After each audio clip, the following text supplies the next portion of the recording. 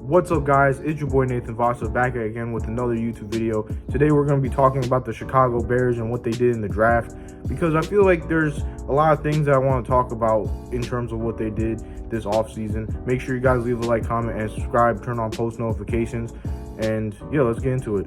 All right, so the two main picks I want to talk about are Colston Loveland and Luther Burden III. We're going to start off with Colston Loveland because, to be honest, when we drafted him at 10, I did not expect us to do that.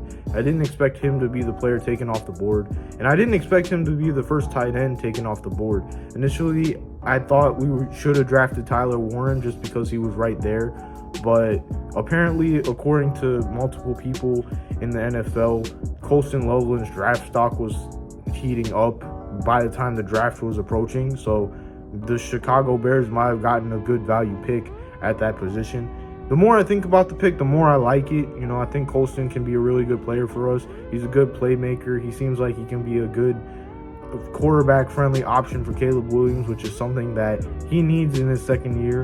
And overall, I like the pick. I'm curious to know what Cole Kmet's future is like with the team moving forward. Maybe they'll use him in 2 tight end sets, or maybe Loveland will be the future tight end moving forward. But overall, solid pick.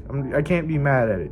As for Luther Burden, I honestly really like the pick. You know, I was surprised he even fell down to the second round, but I think Luther Burden is a very decent pick for this team.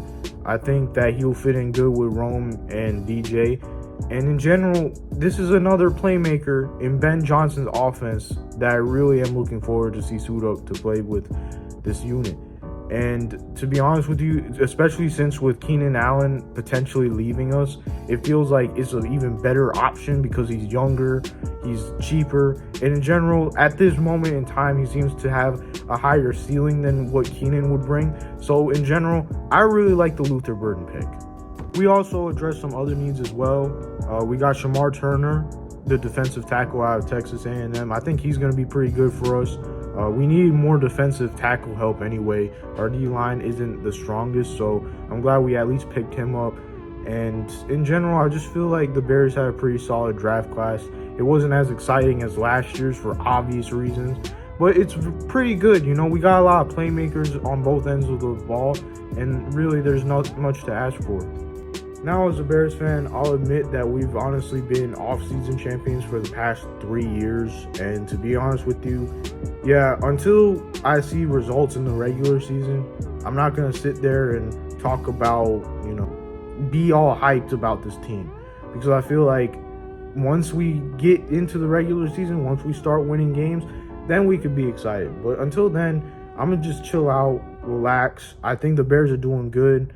And I hope the Bears are doing good. I hope Caleb does good, because I feel like out of all the quarterbacks in the NFL, he definitely has the most pressure, especially since next year's draft class, we got Arch Manning coming in. And in general, that draft class is a lot stronger when it comes to quarterbacks than this year's draft class. So in general, I do hope that the Bears improve, but I'm going to keep my expectations tame.